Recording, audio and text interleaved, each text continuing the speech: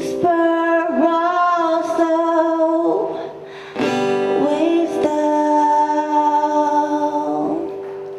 let it be.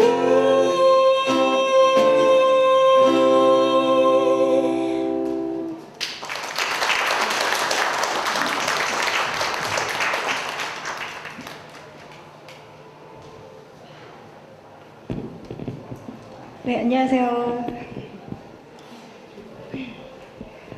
예, 방금 Let It Be를 연주해 주신 분은 지금 미래의 싱어송라이터를 꿈꾸는 현재 고3인 친구입니다.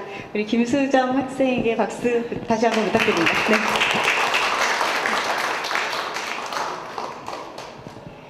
네. 예, 매주 수요일 홍대를 책으로 물들이는 사각사각 톡톡 수요북콘. 오늘 이 자리에 오신 여러분 반갑습니다.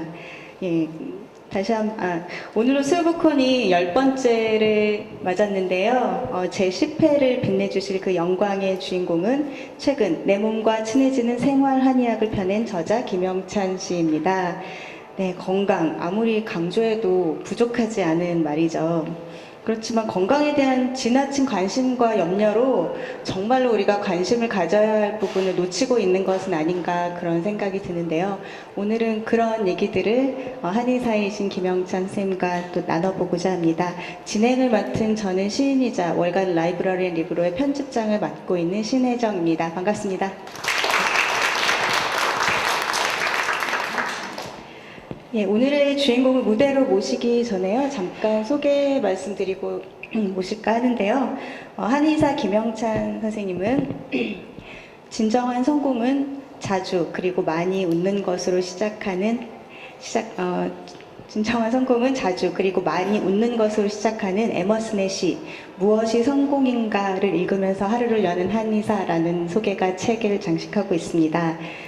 병이란 내가 살아온 삶의 결과물이며 그 때문에 치료도 매우 중요하지만 예방과 관리가 더 중요하다고 생각한다. 생활 한의학을 주제로 삼아서 프레시안에서 키워드 가이드로 활동 중이며 잡지, 큰 글씨, 좋은 생각의 건강 보감을 연재했고 그리고 라이브러리 앤 리브로의 책 읽는 의사 북클리닉을 연재하셨습니다. 저서로는 텃밭 속에 숨은 약초가 있고요. 역서로는 간디 장수의 비결을 말하다와 같은 책들을 우리말로 옮기셨습니다. 현재는 문화가 있는 건강 사랑방을 꿈꾸면서 명륜동에서 다연 한의원을 운영하고 계십니다. 네, 오늘의 주인공을 무대로 모시겠습니다. 박수로 맞아주시죠.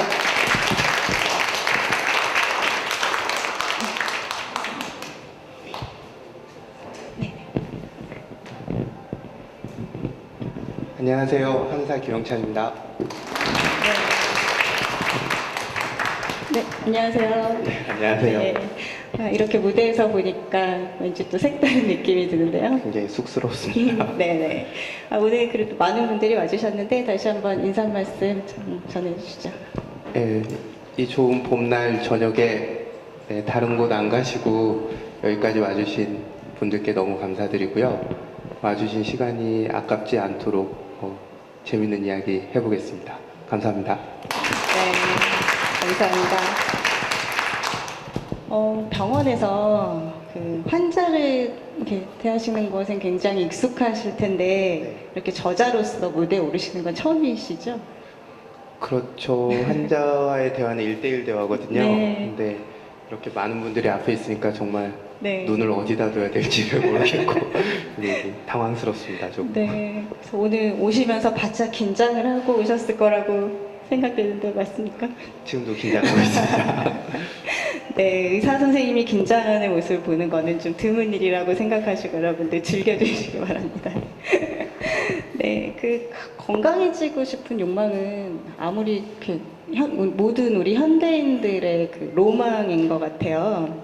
그 오늘 오신 분들도 네. 로망이죠. 네, 로망. 근데 조금은 이렇게 뭐랄까 만들어진 로망인 것도 많아요. 건강에 대한 환상, 건강해야 된다. 보면 어느 정도 건강해야지 건강할까 그것도 생각해 봐야 되는 문제거든요. 네네. 그러니까 그거하고 같죠. 얼마만큼 돈을 가져야 내가 풍족할까? 그렇죠. 네. 어느 정도 건강해야 내가 건강한 사람일까? 그런 것도 한 번쯤 생각해 봐야 되는데 네. 너무나 어떤 만들어진 기준이나 환상을 건강에 대한 기준으로 삼기 때문에 문제들이 많이 생기는 것 같습니다. 네. 역시 오늘 오신 분들도 그런 건강에 대한 생각 평소에 많이들 하실 텐데요. 지금 말씀해 주신 것처럼 그 겨울이 끝나고 그 온 몸이 이제 봄 기운의 따뜻한 볕에 이렇게 기지개를 켜는 이때 이 봄에 출간된 생활 한의학이라는 이 책이 그래서 반가운 것 같습니다. 네, 고맙습니다. 네네. 이제부터 책 얘기를 조금 해보려고 해요. 그래서 먼저 이제 제목이 내 몸과 친해지는 생활 한의학이라는 제목을 지었는데요. 먼저 크게 이 책 어떤 책인가요? 말 그대로 내 몸과 친해지는 생활 한의학이거든요. 네. 그러니까 우리가 태어나서 죽을 때까지 내 한 몸을 가지고 사는데 내 몸에 대해서 마음에 대해서 잘 모르고 왔다 가는 경우가 대부분이에요. 그냥 네. 문제가 없으면 그냥 사는 거고 문제가 있으면 병원에 가서 치료를 받으면 된다 이렇게 생각하는데 그런데 쉽게 생각하면은 내가 평생 가지고 있는 내 몸은 내가 사는 집이고 예. 간디의 표현에 의하면 사원이고 우주인데 네. 이걸 너무나 잘 모르고 모르는 상태로 살다가 가는 건 좀 아니라는 생각이 들어요. 네. 그리고 그것을 잘 모르기 때문에 생기는 문제들도 많고 그것을 잘 모르기 때문에 어떤 편벽된 정보라든가 그런 거에 휘둘리기도 쉽고요. 그래서 그렇다면은 그 방법을 알아야 될 텐데 그걸 뭐 어디 가서 특별하게 배운다던가 공부를 한다던가 특별한 수행을 한다던가 그런 것도 한 가지 방법이지만 저는 일상생활에서 예. 그것을 알아가는 길이 있다고 생각을 하고 이전에 한의학이라는 것들이 그런 걸 많이 밝혀놓은 부분이 있기 때문에 예. 그런 것을 제 아직 부족한 공부지만 나름대로 정리한 게 내 예. 몸과 친해지는 생활 한의학입니다. 네, 알겠습니다. 우리는 항상 그 건강을 너무 지나치게 의사 선생님들에게 맡겨버리는 예, 그런 경향이 있는 것 같아요. 예, 건강뿐만 아니라 모든 지식들 네. 전문가라는 게 생기면서 네. 그런 경향이 생겼죠. 의료도 그런 한 가지 경향을 반영한 네. 것이고요. 그래서 내 몸을 알고 내 몸과 친해지면 건강이 온다, 건강할 수 있다, 뭐 이런 정도의 메시지가. 건강할 수도 있고 문제가 생겼을 때 이렇게 네. 불안해하거나 조급해하지 않을 수 있다. 그렇죠. 뭐 그런 거겠죠. 예, 그런 메시지가 제목에서부터 전달이 되는데요. 먼저 한의학에서 그리고 선생님 그리고 한의학보다 더 세분하게 들어가서 선생님께서 정의하시는 건강이라는 건 어떻게 정의하시는지 궁금합니다. 책에도 제가 뭐 적은 건 같은데 네, 제 개인적으로 생각하는 건강은 내가 뭔가를 하고 싶은데 어떤 내 몸과 마음의 상태 때문에 장애를 겪지 않는 정도의 상태 그게 이제 최소한의 건강이고 좀 더 나아가면 그러면은 나 혼자만 건강하면 될까?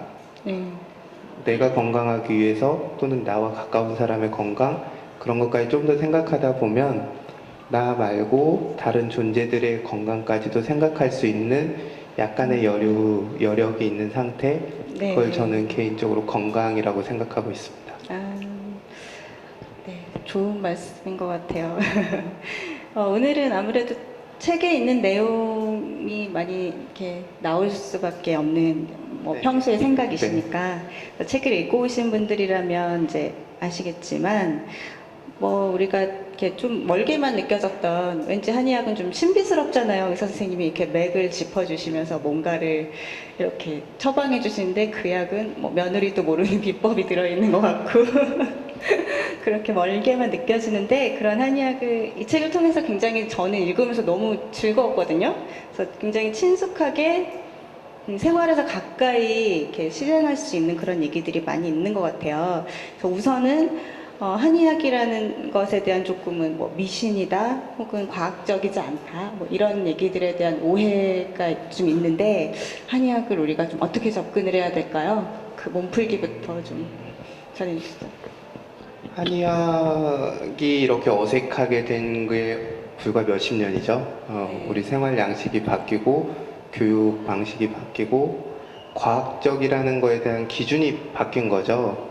그러니까 합리적이다와 과학적이다의 문제는 다른 문제인데 네. 지금 과학적이라 하면 어떤 뉴턴식 기계론적 사고방식으로 쟀을 때 딱 떨어지는 걸 과학적이라고 표현하는데 그건 이미 서양 과학에서도 무너지고 있는 패러다임이거든요. 네. 근데 의료의 영역에서는 아직도 그게 확고하죠. 그쵸. 그런 과학적이라는 기준을 가지고 뭔가를 재려고 하는 것 자체가 조금 무리라는 생각이 들고, 그다음에 한의학이라는 건 우리가 살아온 삶, 그러니까 우리가 이 땅에서 또는 동양 문화권에서 살아온 삶 속에서 어떤 사람과 자연과의 관계, 사람과 사람과의 관계, 사람에서의 어떤 관계, 그런 걸 풀어놓은 학문 중에 의학적인 영역이 한의학이라고 생각을 하는 거거든요. 네. 그러니까 이전에는 한의학이 있죠. 한나라 시대 어떤 방술의 영역에 속하는, 그러니까 어떤 우주나 자연의 질서를 밝히는 그런 쪽의 학문이었거든요. 그런 게 의학의 영역으로 점점 폭이 좁아져서 생긴 거고, 네. 그것은 우리가 살아온 방식하고 굉장히 밀접한 관계가 있는데, 생각이 바뀌고 생활 환경이 바뀌면서 우리의 사고 방식이 바뀌고, 그러면서 한의학을 바라보는 시선 자체가 어떻게 보면은 바뀐 것이지, 예. 뭐 사람이 바뀐 것도 아니고 한의학이 바뀐 것도 아니고, 다만 시대에 따라서 생각이 바뀐 거라고 생각을 합니다. 네. 그랬던 뭐 잠깐의 저희 우리나라의 뭐 근대화 현대화 과정에서 그런 약간의 왜곡과 오해가 있었다면 요새는 그런 것들이 많이 이렇게 바뀌고 있다고 보아지는데요. 먼저 한의학에서 가장 뭐 중요한 개념인 음양오행과 기라고 제가 책에서 읽었어요. 그렇습니다. 그 음양오행과 기에 대해서 좀 잠깐 설명해 주실 수 있을까요? 안 그래도 다들 숙연하신데 여기서 그냥 오행과 기 이야기를 하면 주무실까요? 주무실지도 모릅니다. 뭐 지금 관계에서도 푸요리할 수가 있죠. 네. 남녀라는 잣대를 대고 음과 양을 나누자면 편집장님이 음이고 저는 양이겠지만, 여기를 주도해 나가는 편집장의 역할을 보면은 편집장님이 양이고 저는 음이 되겠죠. 네. 뭐 오행이라 하면은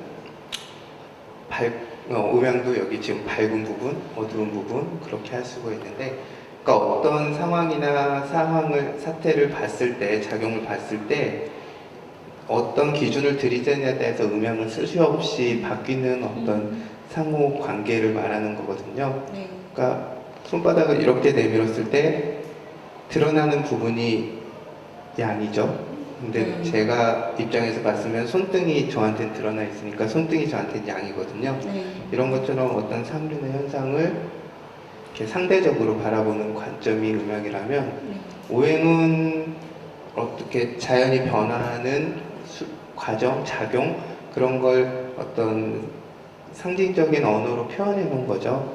그러니까 풀이 자라고, 지금 봄이잖아요. 네. 싹이 터오고 꽃이 피고 자라고, 그것이 가을이 되면은 변화해서 열매를 맺고 겨울이 되면 다시 땅으로 돌아가고, 이런 과정들을 오행이라는 5가지 틀로 파악한 것이 네. 오행이라고 생각을 하고, 네. 기라는 건 정말 설명하기 난감한 이야기지만 누구나 다 알고 있는 이야기이기도 하죠. 우리 뭐 기운이 없다, 뭐 그런 표현도 쓰고, 그렇죠. 뭐 냉기, 공기, 뭐 이런 이야기도 쓰는데, 뭐 가장 가깝게, 가장 그 사람들한테 근접하게 표현할 수 있는 거라면 에너지라고 네. 하겠죠. 뭐 에너지, 힘, 뭐 그런 게 기의 관점에 가장 가까운 거예요. 외국어로는 번역이 잘 안 되지만 우리 뭐 기가 막힌다, 기가 통한다, 그렇죠. 뭐 이런 네. 얘기들도 일상생활에서 항상 쓰는 말이잖아요. 그렇죠. 네, 헌의학이라는 게 지금 자연의 어떤 돌아가는 섭리라든지 순환 같은 것들을 이렇게 우리 몸의 어떤 원리로 가져왔다, 이제 맞죠. 네, 그런 느낌이 강한데요. 근데 왜 한의사가 되셨어요? 솔직히 말하면 아버지가 가라고 해서 하는 얘기였습니다. 제 성격을 아버님이 보시더니 네. 너무 뭐 남의 밑에 가서 회사 생활 못할 것 같으니 뭐 한의대에 가는 게 좋겠다라고 네. 이야기를 해서, 뭐 형도 그때 하는 사였는데 예. 한사 해라. 그래서 저는 원래 생물학이나 천문학과를 가려고 했는데 예. 그래 하는데 그냥 가지 뭐 이렇게 해서 갔습니다. 특별하게 뭐 아주 드라마틱한 계기나 멋진 뭐 그런 거 없습니다. 네. 아니 그런데 한의학에 지금 설명을 들은 걸로 봐서는 천문학과 생물학이 다 들어있는 것 같아요. 네, 그렇죠. 예. 네, 그렇게 공부를 해야 하는 부분이죠. 네. 그래서 그냥 아버지께서 가라고 해서 가셨는데 한의학을 공부하시면서 좀 이렇게 달라지신 게 있다면 세상을 바라본 눈이라든지 뭐 그런 게 있을 것 같아요. 일단은 좀 사람이 고루해지죠. 전혀 안 고려하신 것 같은데. 네. 지금은 제가 이렇게 양복을 입지만 학생 때는 한복을 입고 다녔어요. 네. 그때 이미 충분히 고루했기 때문에 지금 이제 조금 문명의 세계로 나왔습니다. 네. 네. 선생님 만나서 뭐 기수련하고 그랬기 때문에 네, 그때 충분히 고루했고 네. 변했다면 제가 생각 외로 좀 이렇게 꼬여있는 부분이 많았어요. 네. 조금 냉소적이고 그런 부분이 많았는데 한의학 공부하면서 선생님 만나고 또 좋은 분들 만나면서 네. 조금 세상을 바라보는 관점이 좀 긍정적이 된 것 같아요. 그럴 수 있다, 그래도 된다, 뭐 괜찮아, 뭐 이런 걸로 네. 뭐 이런 것도 하나의 순리지, 뭐 이런 식으로 좀 바뀌게 된 것 같습니다. 그러시군요. 그 한의학이라는 게 어떤 이렇게 질병이 났을 때 어떤 조치를 한다기보다는 그 전체적인 몸의 흐름과 어떤 체질과 뭐 그런 것에 맞게 다 이렇게 조화를 추구하는 뭐 좀 그런 의술이라고 할 수 있을까요? 물론 뭐 한의학이 치료학이나 응급의학적 측면이 없는 건 아닌데요. 이전에는 분명히 모든 것을 한의학이 커버를 했을 거라고 생각을 하고, 근데 이제 상대적으로 의학의 관점에서는 봤을 때 네. 조금은 예방의학적 관점을 조금 더 무게를 두는 경향이 있습니다. 네. 그래서 요새 더 이제 한의학이라는 것들이 우리한테 더 필요하지 않은가라는 생각이 드는 게, 그 일본에서도 후생노동성에서 1997년에 성인병을 생활습관병이라고 이름을 다시 바꿨잖아요. 예, 그러니까 생활습관에서 오는 병. 그러니까 요새는 어린 뭐 초등학생 친구들도 고혈압에 걸리고 이런 게 상황인데, 그 습관과 생활습관과 이런 그 질병의 관계는 어떻게 됐나요? 저는 그 이야기를 할 때 네. 빗물통 효과라는 표현을 많이 쓰는데, 네? 빗물통 효과.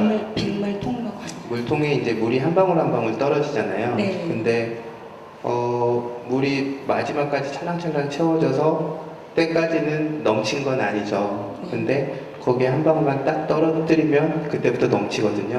네. 그 넘치는 상태가 일종의 병이라는 거죠. 그러면은 한 방울 한 방울 떨어지는 걸 한 방울 한 방울 밑으로 만약에 내보낸다면 물통이 넘칠 일이 없겠죠. 그렇죠. 그러니까 그렇다면 생활 습관이라는 게 그런 거겠죠. 물통에서 물방울이 떨어지는 걸 좀 막을 수도 있고, 네. 적게 떨어지게 할 수도 있고, 아니면 기존에 내가 잘못된 조금 생활 습관들 속에 쌓였던 병의 원인이 되는 걸 밑에 밸브를 열어서 내보낼 수도 있고, 네, 그런 거라고 생각을 합니다. 네. 그만큼 이제 습관과 우리가 겪고 있는 이렇게 사소한 어떤 질병들은 크게 관계가 있다고 생각을 하는데요. 책에 보시면은 자세하게 어떤 습관을 가지면 어떤 것들이 좋아진다 이런 것들이 또 이렇게 자세하게 나와 있어요.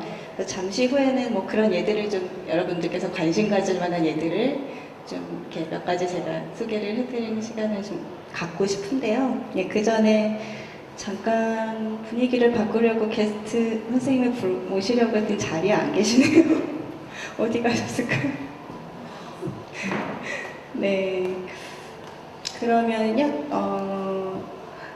그 얘기는 잠시 후에 하도록 하고요. 지금까지는 선생님이 어떤 한의학에 대한 얘기만 했는데, 사실 책 읽는 의사라는 별칭이 사실 네. 전혀 어색하지 않은 굉장한 다독가십니다. 그래서 오랫동안 독서회 활동을 함께 해오신 독서회 선생님 모시고 얘기를 나눠볼까 하는데요. 김정수 선생님 자리에 모시겠습니다. 박수로 맞아주시죠.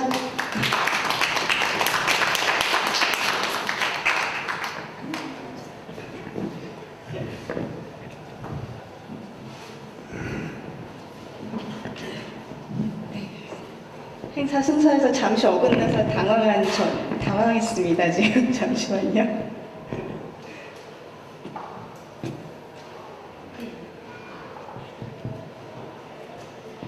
네, 안녕하세요. 안녕하세요. 네, 네. 조금 더 옆으로 오시죠. 네, 김정수 선생님은 지금 전동중학교에서 아이들에게 국어를 가르치고 계신 선생님이십니다. 다시 한번 박수 부탁드립니다. 안녕하세요. 네, 두 분의 연이 한 10여 년 정도 됐다고 들었는데요. 네, 10여 년 전에 이제 네. 저희가 환경단체가 하나 있어요. 네. 불꽃평화연구소라고 거기서 주로 환경책을 읽는 네. 그런 독서회를 하고 있어요. 한 달에 한 번씩 하는데 네. 그 독서회 회원으로 같이 만났습니다. 불꽃평화연구소 저는 잘 아는데 어떤 일을 하는 곳인지 잠깐만 소개해 주시면. 흥찬 선생님이 더 잘 아시네요. 네. 흥찬 씨가 말씀하시죠. 불꽃평화연구소는 그걸 설명을 하려면 네. 불꽃 세상을 위한 모임이라는 환경단체를 먼저 설명을 해야 해요. 초기에 그 단체를 만드셨던 정상명 선생님께서 네. 집에 화재가 났는데 딸이 촛불 때문에 방에 화재가 났는데 소방차가 와야 하는데 이면도로에 주차된 차들 때문에 소방차가 오질 못했어요. 그래가지고 딸이 화재로 인해 사망을 하게 됐죠. 눈앞에서. 그것을 계기로 그렇다면은 딸이 살고 싶었던 세상은 어떤 세상일까? 라는 화두를 가지고 환경단체를 만들었고 그 딸의 이름이 초영이어서 풀꽃 세상이 된 거거든요. 네. 풀초자에 꽃뿌리 영자 써서 그렇게 해서 환경단체를 만들어서 독일도 자갈도 몽돌에게 상을 드린다던가 민둥산 억대에게 상을 드리고 그것을 지키는 사람들에게 부상을 드리든가 한다는 식으로 자연물에 상을 드리고 그것을 지키는 사람들에게 부상을 드리는 일종의 메시지 운동을 하셨어요. 네. 그 불꽃 세상을 위한 모임을 하시다가 회원에게 대표직을 내려놓으시고 정상근 선생님하고 같이 환경운동을 하셨던 최성원 선생님하고 네. 이제 나오셔서 불꽃평화연구소라는 네. 환경연구소를 만드셨죠. 단체를. 거기서는 주로 불꽃평화 목소리라는 웹진을 발행하고 어떤 매체에 계속 이제까지 해왔던 불꽃운동을 알리고 그것과 관련된 메시지를 계속 전달하고 그것과 관련된 또 책도 계속 기획해서 네. 내고 그런 활동을 하고 있고 네.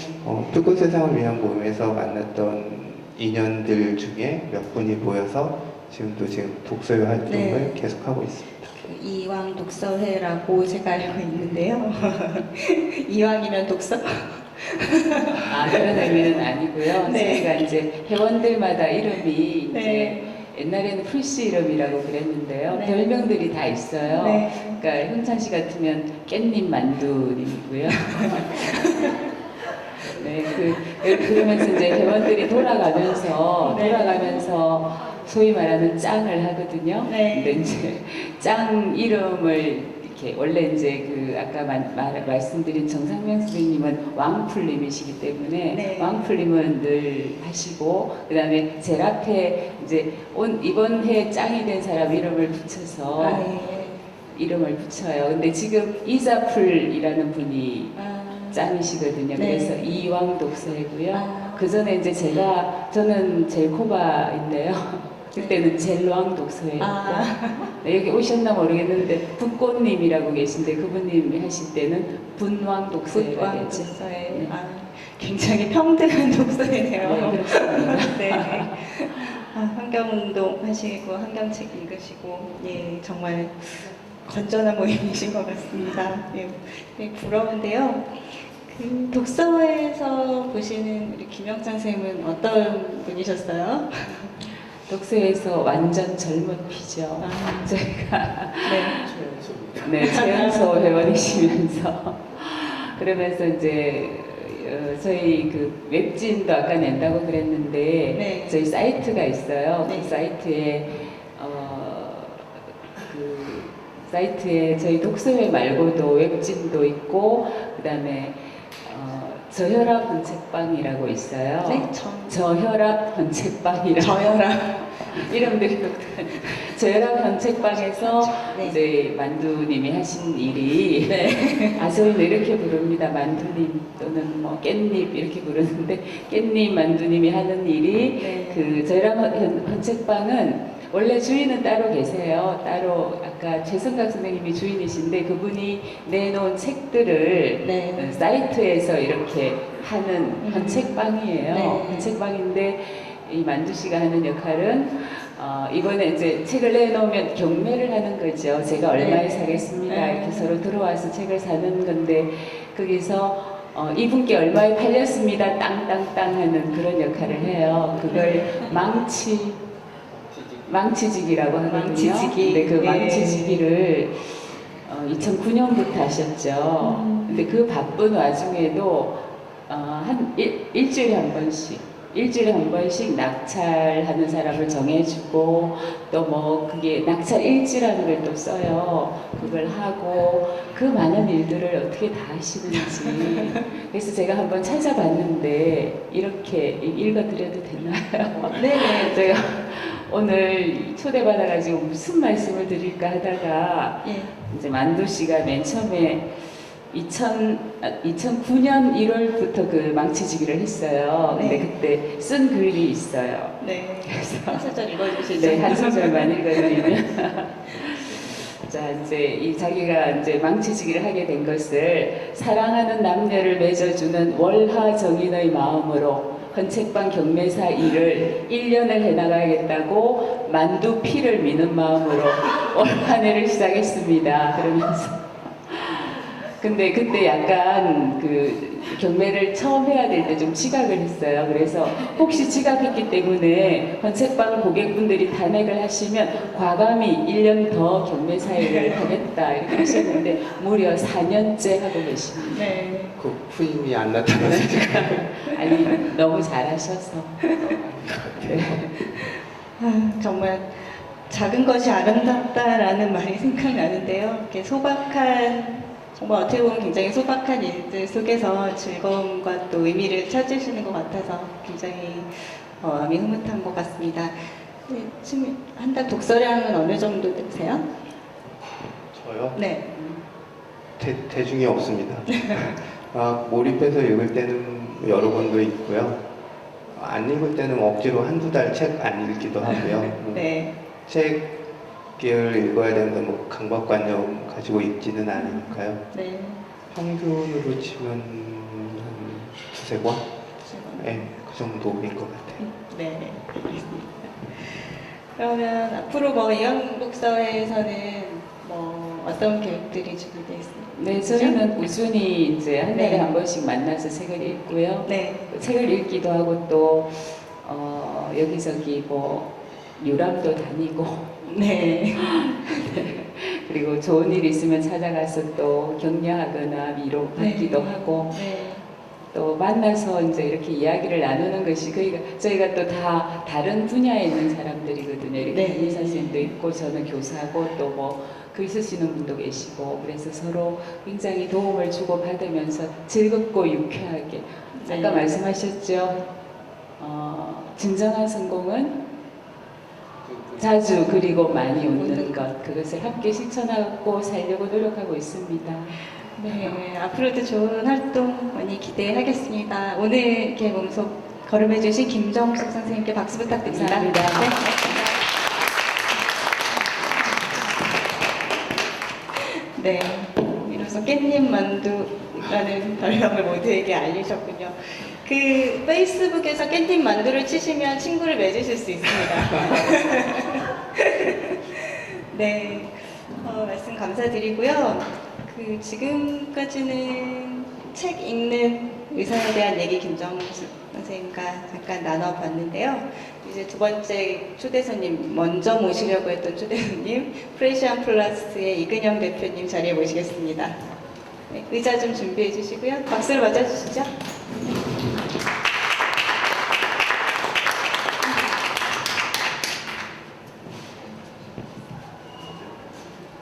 네, 안녕하세요. 그냥 소리 나옵니다. 안녕하세요. 네.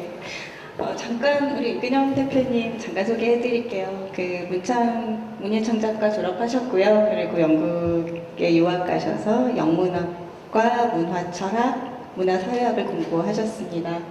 네, 맞습니다. 그렇죠. 그리고 현재는 여기 나오시면 모든 이력을 다 상세히 밝혀야 되기 때문에 현재는 그 프레시안의 문화회사인 프레시안 플러스 대표직을 맡고 계시고요. 그리고 저술가로도 활동을 활발하게 하고 계신데 농담 하루 한마디 영혼이 행복해지는, 그리고 그 두 번째 농담 시리즈로 세상에서 가장 위대한 편견, 그리고 지구에서 인간으로 유쾌하게 사는 법 등의 책을 쓰셨고요. 옮긴 책으로는 손녀딸 릴리에게 주는 편지, 수메르 혹은 신들의 고향, 30분에 읽는 프로이트 등을 우리말로 옮기셨습니다. 그 어떤 책에 있는 거 그대로 읽으시는 거죠? 네. 네, 한 5년 전 얘기인 것 같은데. 근데 최근에 2년 전까지 번역하신 책이 없으시던데요? 맞습니다. 네. 그쵸?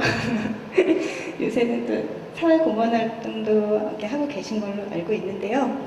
지금까지는 제가 김영찬 선생님 책 읽는 의사로 소개를 해드렸는데 사실은 책 쓰는 의사가 되셨잖아요. 그러니까 그 책 쓰는 의사로서의 김영찬에 대해서 한번 소개해 주시겠어요?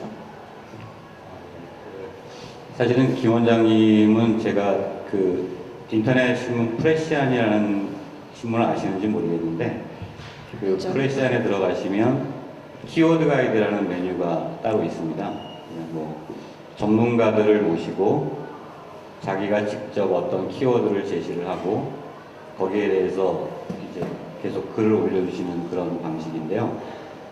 저는 김 원장님을 그 키워드 가이드를 통해서, 제가 키워드 가이드 운영하고 있어서 네. 키워드 가이드를 통해서 뵀는데요. 저는 사실은 뭐 그때도 아이디가 깻잎 만두였고요. 뭐 한의사라고 하는데 예. 그 지금 내신 책 제목처럼 생활 한의학이라는 키워드로 네. 글을 쓰고 계세요. 근데 제가 글을 쓰신 걸 보니까 예. 이분은 한의사 하는 것보다 글을 쓰는 게 낫겠다. 여러 가지 이유에서. 그래서 제가 굉장히 진지하게 네. 글을 쓰시라고 의사를 그만두고 그 자격증에 대한 미련이 있으시더라고요. 그래서 한의사 하고 계세요. 그러셨군요. 그 아무래도 그두 분이 원래 이렇게 알게 되신 것도 키워드 가이드를 통해서 활동을 알게 하게 됐습니다. 되면서 어떻게 활동하시게 됐어요? 키워드 가이드는? 키워드 가이드는 갑자기 한숨. 네, 또 독특한 아이디를 가진 인사동 밤안개라는 분이 네. 저에게 프레시안에서 이런 기획을 하고 있으니 한번 참가해 보지 않겠니? 라고 툭 어느 날 밤에 던지셨는데 네. 마침 또 뭐 이렇게 뭐 정리하고 싶은 그런 것들이 좀 있었는데 예. 지금 기회가 돼서 샘플 원고를 몇 개 보냈는데 괜찮다, 계속 연재를 해라. 네. 그런 허락을 받고 연재를 하게 되었죠. 아니, 저는 선생님이 저희 잡지 연재도 하셨었고 뭐 그래서 이렇게 이메일로는 수시로 소통을 많이 했는데 제가 느낀 거는 어떤 전문가적인 영역임에도 불구하고 굉장히 그 글을 쉽게 쓰신다 이런 생각이 들었어요. 그렇죠? 저도 이제 사실은 글을 보면 네. 그 사람이 그러니까 어떤 주제에 대해서 글을 쓰느냐와 무관하게 네. 어떤 생각, 그러니까 평소에 어떤 생각을 하고 살고 있고 세상을 어떻게 보고 있는지가 드러나거든요. 네, 그렇죠. 그래서 뭐 죄송하지만 저 같은 경우는 글을 보면 굉장히 시니컬한 사람이구나, 네. 뭐 사회에 불만이 많은 사람이구나, 뭐 이런 걸 알 수 있어요. 근데 김 원장님은 제가 글을 읽으면서 네. 굉장히 따뜻한 사람이구나. 뭐 그건 나중에 좀 바뀌었습니다. 사람을 알면서. 글로 보면 굉장히 따뜻하고 네. 어떤 사물을 복잡하게 보지 않고 사물의 핵심을 볼 수 있는 그런 네. 눈을 가지신 분이라고 그렇게 느꼈어요. 글이 굉장히 쉽습니다. 네, 그렇죠. 그게 또 이 책의 굉장한 장점이자 이렇게 우리 젊으신 분들한테도 한약을 어필할 수 있는 그런 게 통로가 되지 않나 그렇게 생각하는데요. 두 분의 공통점이라고 하면 저술 활동도 하시고 번역 활동도 하시고 계신데 뭐 이렇게 앞으로 함께 기획하고 계신 뭔가가 있으신가요? 네, 뭐 굉장히 많은 걸 기획을 하고 있는데요. 네. 제가 김영찬 원장님한테 뭘 하셨으면 좋겠다고 계속 뭐 책이나 네. 번역이나 이런 걸 말씀드리고 부탁드리는 것도 있고 뭐 다른 일들도 아마 굉장히 많이 하게 될 것 같습니다. 주로 책에 관련되는 일을 많이 네. 하게 될 것 같아요. 아, 답변이 모호했기 때문에 이렇게 앞으로 어떤 일을 벌이시는지 관심 갖고 지켜봐야 될 것 같습니다. 오늘 그 바쁘신 중에도 와주신 우리 이근영 대표님께 박수 부탁드리겠습니다. 고맙습니다.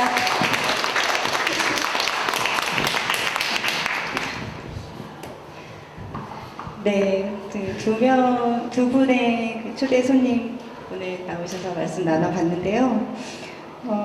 이번에는 아까 말씀드렸듯이 우리 그 생활 습관에서 책에 나온 어떤 예를 들면서 우리들이 관심 가질 만한 것들에 대해서 이렇게 몇 가지 얘기 나눠보고자 합니다.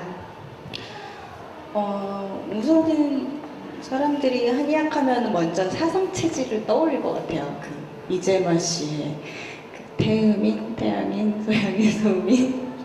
네. 그럴 수 있습니다. 네, 네. 그 굉장히 친숙하잖아요. 너는 태음인이니까 무슨 음식을 조심해. 막 이런 것들이 네. 관심 많으실 텐데, 사상 체질에 대해서는 좀 어떤 방식으로 우리가 접근하는 게 옳다고 보시는지요? 아, 여기 책 편집자님도 계시지만 사상 체질에 대해서는 제가 제발 뺍시다라고 이야기를 했는데 출판사 쪽에서는 제발 넣읍시다라고 해서 넣게 된 분야예요. 네. 여기 뭐 오신 분들 중에 건강에 관심이 많으신 분들은 어쩌면 저보다도 사상학에 대해서 많이 아실 수도 있고 지식을 가지고 계실 수도 있는데 사상의학이라고 하는 건 말씀하신 대로 이재마가 네. 창시한 의학이고 그게 나타난 건 조선 후기 네. 정도거든요. 그러니까 한의학의 역사를 놓고 보면은 굉장히 새로운 이론이죠. 그쵸. 그리고 한국 한의학의 또 특징이라고 할 수도 있고요. 그래서 더 아마 우리나라에서 더 강조하고 있는 건지도 모르겠어요. 중의학, 중국 한의학과 한국 한의학을 구분하기 위해서 더 강조하고 있을지도 모르지만, 저는 결정론적인 걸 굉장히 싫어하거든요. 네. 그래서 당신의 체질은 뭐고 이건 죽을 때까지 바뀌지 않고 이 체질에 맞춰서 살아야 한다 네. 라는 현대의 어떻게 보면 사상의학의 조류에 대해서는 저는 개인적으로 부정적인 견해를 가지고 있어요. 네. 그리고 이재마가 사상의학을 이야기했을 때 더 중시했던 건 각자의 개성을 가진 사람들이 어떻게 하면 조화롭게 살 건가를 이야기했는데 네. 지금의 사상학은 나누는 의학을 하고 있거든요. 네. 그러니까 이렇게 조화롭게 합하고 맞추는 의학을 해야 되는데 나누는 거죠. 근데 요즘 사람들이 아까 말씀드린 대로 어떤 틀을 던져주는 걸 굉장히 좋아해요. 내가 어디에 속해 있는 걸 굉장히 위안을 얻거든요. 네. 그러니까 당신은 무슨 인이라고 하면 아 그렇구나 나 여기에 맞춰 살아야지 그런 생각을 하게 되는데 그렇게 살지 않아도 된다고 생각을 네. 합니다. 그리고 합리적으로 생각했을 때 어떤 인간 집단이 있을 때 이걸 어떤 틀로 네 개로 딱 나누는데 아주 전형적인 사람이 있는가 하면 그쵸. 모호한 사람도 있을 네. 수밖에는 없는 거거든요. 그걸 잘 몰라서 정치하게 다루지 못한다라고 이야기를 할 수도 있겠지만 네. 제가 보기에는 그렇게 생각할 수도 있겠지만 전 개인적으로는 어떤 운명 결정론적인 사상의학에 대해서는 부정적인 입장을 취하고 있고 평소에는 그냥 사람으로서 해야 될 것을 하고 살면 된다고 생각을 합니다. 네. 그래도 어쨌든 그거를 뭐 너는 태양이 나는 소음 이렇게 나누는 거는 좀 무의미한 짓이지만 그래도 그런 것들이 의미가 없지는 않잖아요. 그렇게 다 구분해 놓은 것들이. 그렇죠. 네, 네, 네. 네. 그런 관점에서 이해해 주시면 될 것 같고요. 제가 왜 인도에서도 아유르베다 강전에도 그런 체질이 6개인가 8개 나눠져 있고 각 나라마다 나누고 있고 체질론은 뭐 여러 가지가 네, 있죠. 네, 네. 일본에서도 나온 3체질론도 있고 네. 내경이 나오는 25체질론도 있고 요즘 뭐 8체질론도 있고 네. 여러 체질론이 있죠.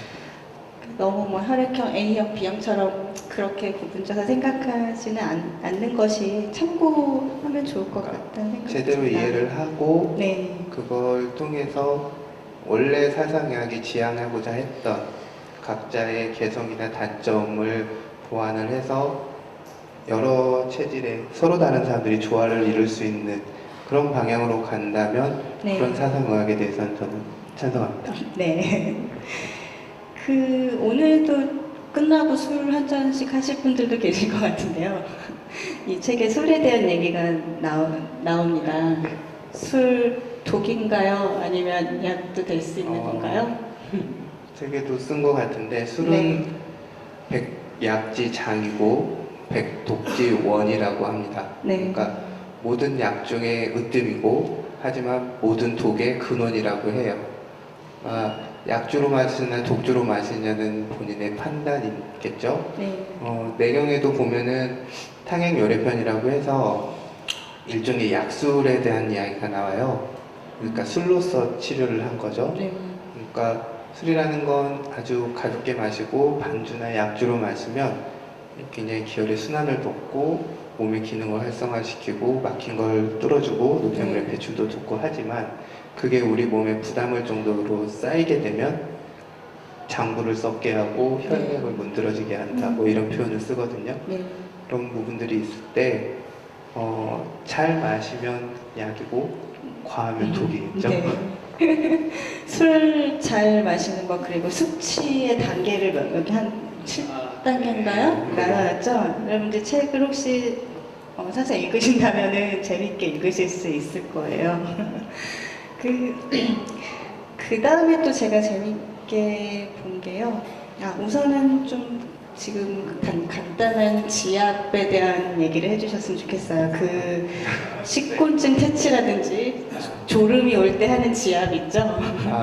뭐 여러 가지를 쓸 수는 있겠지만 가장 간단한 건 뭐 내 손이 닿는 부분이겠죠. 네. 열 손가락 끝을 한 10초씩 꾹 눌러줘 보시죠. 엄지 손가락부터 시작해서 여기 손톱 뿌리 있는 부분을 반대 손으로 이렇게 꾹 눌러줘 보세요. 한 10초.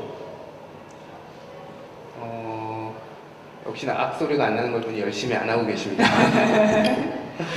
이렇게요? 그렇죠. 여기를 이렇게 꾹 누르는 거죠. 10초 동안. 네, 이렇게 한 10초씩 눌러주는 겁니다. 네. 왜냐하면은, 손, 발 끝에는 아까 이야기했지만 경락이 시작되고 끝나는 점들이 있어요. 네. 그런 점들을 이렇게 지압을 해주면 중에 경락의 순환을 활성화시키는 역할을 하거든요. 네. 그러면 좀 잠이 깨겠죠? 열 손가락을 다. 그런데 이제 막 스트레스가 받았을 때는 네 번째 손가락은 제외하시는 게 좋아요. 네 번째 손가락은 한의학적으로 치면은 네. 3초 경락인데 화를 활성화시키는 경락이기 때문에 네. 열을 받았는데 화의 기운을 활성화시켜서 좋을 게 없겠죠. 네. 그렇군요. 어떤 개그 프로그램을 보니까 서양 병원에 가면 의사들이 멘트가 모든 환자들에게 거의 똑같다고 스트레스 받지 마시고요. 술, 담배 드시지 마시고요. 예, 처방전 드릴 테니 약 받아가세요. 이게 우리 병원에서 하는 의사 선생님들 멘트고 한의학에서는 술, 담배 하지 마시고요. 고기, 뭐 닭고기 드시지, 밀가루 음식 드시지 마시고요. 약 받아가세요. 이게 멘트라고 하는데요. 네. 어떠세요? 한의사 입장에서 보시면? 개인적으로 저도 술을 좀 즐겨 하는 편이고, 네, 약주로 마십니다. 네. 제 주위에는 유산스럽게 담배 피는 사람이 많고요. 네. 네. 그리고 또 뭐죠? 뭐 이렇게 고기 먹지 말고 밀가루 음식 먹지 말고 네, 밀가루 음식 굉장히 좋아하시는 분도 계시고요. 면이라면 굉장히 좋아하시는 분도 계시고, 뭐 고기도 뭐 나쁜 건 아니겠죠. 근데 그런 이야기를 하는 걸 그만큼 그런 것들이 과하고 절제가 없기 때문일 거예요. 그러니까 허균 같은 경우가 그 문집 도문대작에 보면은 네. 그 당시에 음식의 사치스러움에 대해서 굉장히 걱정을 했거든요. 그러니까 음식을 귀하게 먹지 않은 시대가 된 거죠. 네. 그리고 음식 자체가 나빠진 시대가 된 거예요. 네. 그러니까 밀가루 음식을 먹지 말라는 건, 밀이라는 건 나쁜 음식이 아니거든요. 그렇죠. 밀을 주식으로 하는 민족들도 세상에 얼마나 많아요. 근데 지금 유통되고 있는 밀가루의 문제가 있기 때문에 그런 거고요. 그다음에 술도 저는 환자들에게 반주에서 그칠 수 있으면 드시라고 해요. 네. 그리고 담배도 물론 해악이 크죠. 근데 또 담배를 피움으로써 주는 유익함 또한 있다고 저는 생각을 해요. 네. 그것을 어느 쪽을 선택하는가는 본인의 판단이라고 생각을 하고, 네. 그 다음에 또 한 가지는 뭐였죠? 술, 담배, 밀가루, 고기. 네, 뭐 그런 거였죠. 네, 고기가 나쁜가요? 고기가 나쁘지 않거든요. 네. 근데 너무 과하게 먹는 과해서. 거, 그 다음에 고기 자체가 나빠진 거, 그런 게 문제겠죠? 네. 그래서 그냥 이 질문을 네. 드려본 이유는 정말 한약을 먹을 때는 이런 걸 먹으면 안 되는 건가 이런 궁금함도 좀 있어요. 네. 일단은 뭐 적당한 수준에선 드셔도 된다고 저는 생각을 합니다. 네. 근데 그런 걸 이야기하는 건 한약을 먹는다는 건, 약을 복용한다는 건 그 기간을 통해서 내 몸을 어떻게 한번 다시 추스르고 건강하게 하기 위한 기간인데, 그 기간 동안에는 가능한 건 나쁜 것들은 안 해서 네. 만약에 그런 걸 다 해서 내가 50을 회복할 수 있다면, 안 함으로써 70, 80을 회복할 수 있다면 그건 안 하는 걸 선택할 수도 있다고 생각을 합니다. 네. 네, 잘 들어보았습니다. 혹시 뭐 오늘이 뭐 저기 동네 보건소에서 한 진료의 날은 아니지만 평소에 궁금하셨던 뭐 한의학적 뭐 그런 궁금증이라든지 우리 김영찬 선생님께 뭐 질문하고 계신 분 싶으신 점 있으시면 이 자리를 빌려서 질문 좀 받아볼까요? 다들 졸리셔서. 취합하는 것까지 알려드렸는데 혹시 계시면 예, 저쪽에 계신다. 이쪽으로 저 기둥 더 뒤쪽으로 주시죠. 마이크 없어도 될 거예요. 한약 먹을 때 물을 먹지 말라고 그러잖아요. 네. 물 먹으면 머리가 하얘진다고 하는데 그거 왜 그런지 개인적으로 궁금했어요. 물을 먹지 말라고 하는 건 그 처방 중에 지황이라는 약재가 들어갔을 때만 그래요. 그러니까 지황이요? 지황은 이제 생으로 쓰면 생지황이고, 말려서 쓰면 건지황이고, 쪄서 말리기를 여러 번 반복한 약재는 숙지황이라고 하는데, 보통 우리가 흔히 한약으로 아는 십전대보탕에도 숙지황이 들어가고, 혀를 보하는 처방에는 숙지황이 많이 들어가는데, 네. 숙지황과 무가 상극이에요. 그러니까 서로 뭐 숙지황밭에 무밭에 숙지황을 심으면 숙지황이 없어진다던가 그런 식으로 상극이기 때문에 먹지 말라고 하죠. 그런 거고, 신머리가 난다고 하는 건 아닌 것 같아요. 제가 먹어봤거든요. 흰머리는 안 나는 것 같고, 그런데 네. 이제 그런 식으로 터부를 줘야 사람들이 경계를 하기 때문에 그런 거고, 그리고 그런 상극의 성질 말고도 숙주향이라는 약재는 천천히 흡수되어야 되는 약재인데 무는 소화를 촉진시키고 빨리 통과시키거든요. 네. 그러다 보면은 서로 안 맞을 수가 있죠. 오히려 한약을 먹을 때 금기해야 될 것은 메밀이나 녹두 같은 음식이에요. 왜 그러냐면은 한약도 약이기 때문에 약성을 가지고 있거든요. 어떤 목적을 가지고 치료 효과를 발휘하는데 메밀이나 녹두는 해독하는 거죠. 그러니까 약성 자체를 중화시켜버리면 약효가 잘 안 나게 되죠. 그런 것들을 오히려 주의하시는 게 좋습니다. 그렇군요. 또 혹시 궁금한 점, 예, 앞에 사실 마이크. 아까 사회자님께서 예를 드실 때 고기를 말씀하셨어요. 네. 근데 제가 알기로는 그냥 고기도 아무 고기나가 다 아니고 돼지고기라고 들었어요. 그냥 오래전부터 들었던 얘기예요. 돼지고기하고 한약하고 어떤 관계가 있는지. 그 다음에 또 하나, 그 일반 그 양의님들 병원에 이제 오랫동안 입원했다가 퇴원하시는 환자들한테 그런 얘기를 한다 그래요. 개고기를 많이 드십시오. 근데 한약에서 생각하는 개고기는 어떤 건지 그 두 가지 질문을 드리고 싶어요. 궁금하네요. 개고기를 좋아하시는 건 아니시죠? 먼저 돼지고기 이야기를 하자면 한약은 특성상 복용을 하잖아요. 먹기 때문에 위장에서 소화 흡수를 잘 해야 되거든요. 근데 위장은 이 돼지고기는 성질이 차가운 동물이에요. 육류 자체가. 그렇기 때문에 차는 걸 먹음으로 해서 위장이 냉해지면 아무래도 한약의 소화 흡수를 방해하게 되죠. 그렇기 때문에 돼지고기라던가 차가운 물, 찬 음료, 너무 기름진 음식 이런 걸 좀 삼가라고 하는 게 맞는 걸 것 같고요. 네. 또 한 가지 개고기 같은 경우는 개고기를 주로 언제 먹죠? 복날. 삼복 더위에 먹죠. 그러면 삼복 더위에는 우리는 굉장히 뜨거울 것 같지만 상대적으로 밖은 뜨겁고 땀이 많이 나서 속은 냉해지기 쉬운 계절이거든요. 그래서 삼계탕도 먹고 보신탕도 먹는 건데 그런 것만큼 개고기는 성질이 따뜻하고 기육을 살찌게 하고 그런 작용이 있어요. 근데 개고기를 아무 때나 먹은 건 아니고 수술을 했을 때 제 살이 잘 아물지 않거나 그럴 때는 실제로 효과가 있다고 봅니다. 뭔가 더 궁금하신 점 혹시 있으신가요? 네, 없으신 걸로 알고.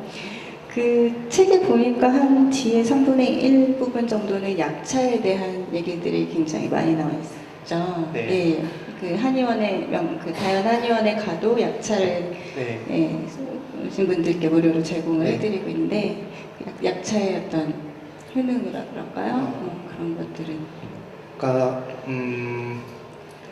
병의 단계를 봤을 때 병이 없고 건강한 단계가 있고 병에 조짐이 생기는 어떤 단계가 있고 네. 병이 시작되는 단계가 있다고 봤을 때 일상생활에서 건강한 습관을 잘 하는 건 건강을 유지하는 쪽에 오히려 초점이 있다면 네.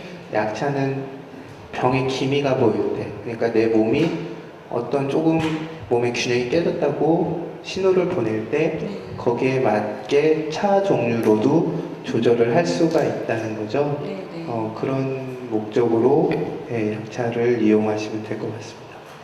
네, 그 실질적으로 뭐 두통이 있을 때, 뭐 우울할 때, 뭐 이런 식으로 이게 예를 들어서 약차의 어떤 비율도 자세하게 소개가 돼 있고요. 그게 참고해 보셔도 좋을 것 같아요. 근데 이 책이 주구장창 이제 주장하는 거는 우리 생활 습관을 개선하자, 뭐 이런 내용으로부터 이렇게 그 주된 어떤 메시지인데 사실 우리가 해질 때 일어나고 해질 때 잘 자는 거는 누구나 알고 있지만 현대 생활에서는 그걸 실천하기가 참 어렵잖아요. 어렵죠. 예, 어떤 직장에서 야근을 할 때도 있고 뭐 그런데 그런 우리들에게 어떻게 생활 습관을 왜 바꿔야 되는지 또 어떻게 그런 어떤 조언을 좀 해주신다면 어떤 게 있을까요? 굉장히 어려운 질문이지만. 조금 뭐랄까 좀 호흡을 길게 가졌으면 좋겠어요. 건강에 대해서도. 그러니까 오늘 하루 잘못 살았다고 해서 큰일 나는 것도 아니고 내가 한두 달 무리했다고 해서 내 몸이 큰일 나서 망가지거나 죽는 건 아니거든요. 그런데 그런 게 10년 이렇게 지속됐다고 봤다면 네. 상당한 돌이킬 수 없는 결과를 가져올 수도 있겠죠. 그러니까 지금 사람들은 너무나 어떤 통증이나 고통, 병에 대해서 못 견뎌하는 것 같아요. 아프면 큰일 나는 것처럼 생각을 하는 거죠. 근데 그렇지가 않거든요. 네. 그러니까 조금 긴 호흡으로 생각을 하고 생활 습관이라는 것도 그런 거죠. 만약에 시간이 없어서 내가 뭘 못하고 그러니까 말하자면 쉬어야 되는데 못 쉰다면 네. 조금 더 짧은 시간을 쉬더라도 밀도 있게 쉬어보고 네. 뭐 일주일이라는 주중과 주말이라면 주중에 내가 정말 머리 골싸매면서 스트레스 받으면서 살았다면 주말에는 몸을 좀 많이 움직여 본다던가 그런 식으로 전체의 어떤 생활 조금 더 긴 시간을 네. 스스로가 관리할 수 있는 그런 여유나 좀 기법 그런 게 필요하다고 생각을 합니다. 네. 좋은 말씀 감사합니다. 마지막으로 저희가 이 책에서 제가 한 부분을 읽어드리고 우리 김영천 선생님께서 한 부분을 읽어드리고 마무리하는 걸로 하겠습니다. 저는 책의 40페이지에 미병을 다스려야 진짜 명이라는 부분 한 부분 읽어드리겠습니다.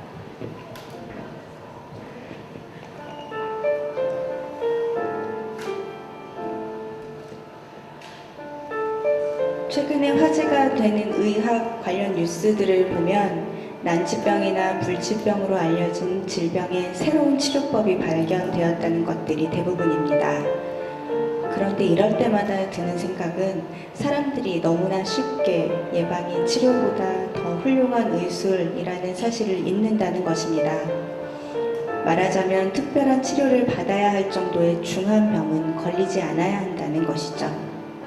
그리고 어쩌다 그러지 못할 때는 병의 기미가 보일 때 한의학에서는 이렇게 병이 되기 전의 상태를 아직은 병이 아니다 라는 뜻에서 미병이라고 표현합니다. 이럴 때 다스려야 합니다. 병이 이미 커졌을 때 치료하는 것은 편작의 말을 빌리자면 하수의 방법입니다. 왜냐하면 큰 고통을 느낄 정도의 병이 발병했을 때는 이미 그 뿌리가 깊어서 완전히 치료하기도 힘들거니와 치료 과정에 있어서도 많은 시간적, 물질적, 정신적 손해를 감수해야 하기 때문입니다. 또한 치료가 됐다 하더라도 그 이후의 삶은 병이 걸리기 전보다 많은 부분에 있어서 불편할 것입니다. 그렇다면 중환병에 걸리지 않고 건강하게 살려면 어떻게 해야 할까요? 그 질문에 대한 해답은 바로 우리의 일상생활에 있습니다. 네.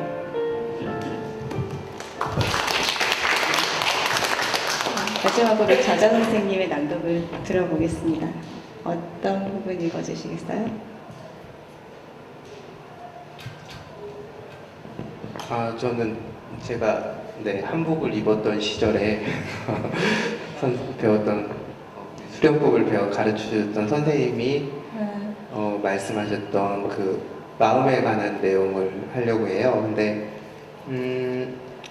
저는 사람들이 뭐 마음 이야기를 하면 뭐 굉장히 비현실적인 이야기라고 생각을 하거든요. 근데 실제적으로 우리가 경험하는 현실은 뇌가 만들어내는 환상이에요. 뇌가 어떤 물질을 분비해서 뇌가 만들어내는 환상이거든요. 그러면 어차피 환상을 체험하는 거라면 즐거운 환상을 체험하는 게 좋잖아요.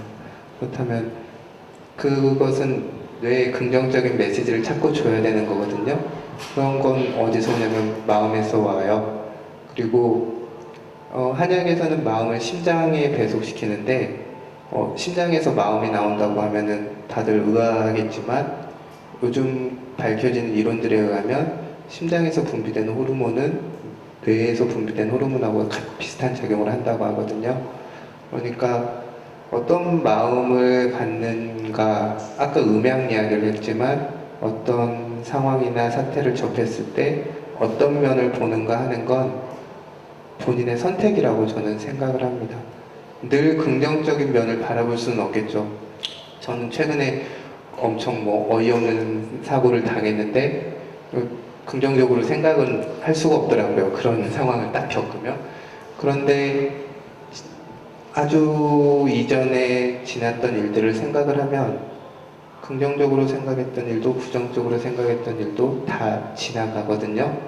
그러니까 가능하면은 다 지나갈 일 좋은 생각하면서 지나면 좋지 않을까라는 생각이 들었고, 그런 의미에서 이전에 선생님께서 늘 하셨던 말씀을 들려드리겠습니다.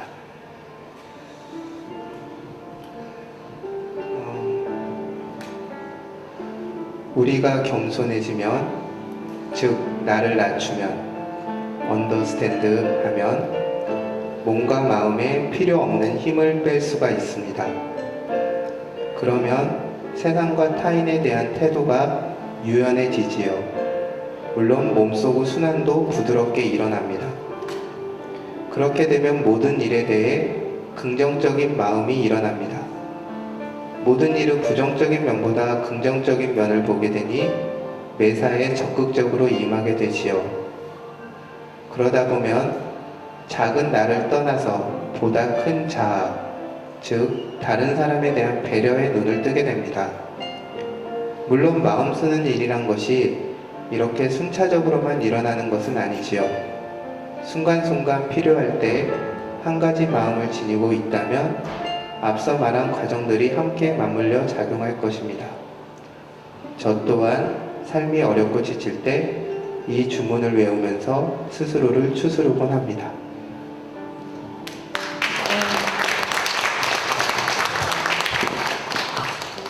이제 마무리할 때가 되니 맨 처음에 했던 Let It Be라는 노래가 생각나는데, 그것 역시도 우리 김현 선생님이 이 노래를 항상 잘 들으신다고 해서 특별히 이제 요청해서 들어봤어요. 그러니까 Let It Be라는 자세가 우리 건강에도 많이 도움이 되겠죠?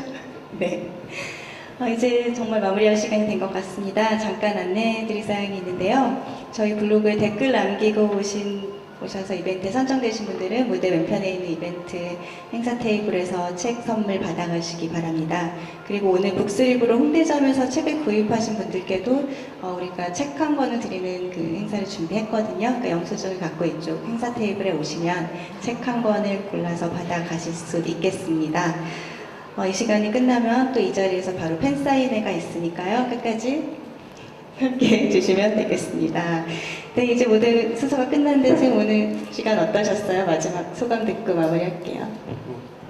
제가 어떤 이야기들을 했는지 잘 모르겠고요. 네. 귀한 시간 내셔서 와주셨는데 아주 작은 거라도 하나 조금 마음을 건드릴 수 있는 말이 있었으면 하는 바람입니다. 귀한 시간 내셔서 와주셔서 감사합니다. 네, 감사드립니다. 책을 사랑하는 마음 북스리브로와 출판방송 옹북TV가 함께하는 수요일의 북콘서트, 오늘 즐거우셨어요? 네, 건강과 우리 몸에 대해서 다시 한번 돌아보는 아주 의미 있는 시간이었던 것 같습니다. 저희 수요북콘의 행진은 계속되는 가운데 다음 주에는 진보와 저항의 세계사로 다시 독자들을 찾은 김삼웅 전 독립기념관장님과 함께합니다. 저는 다음 주에 또 찾아뵙겠습니다. 감사합니다.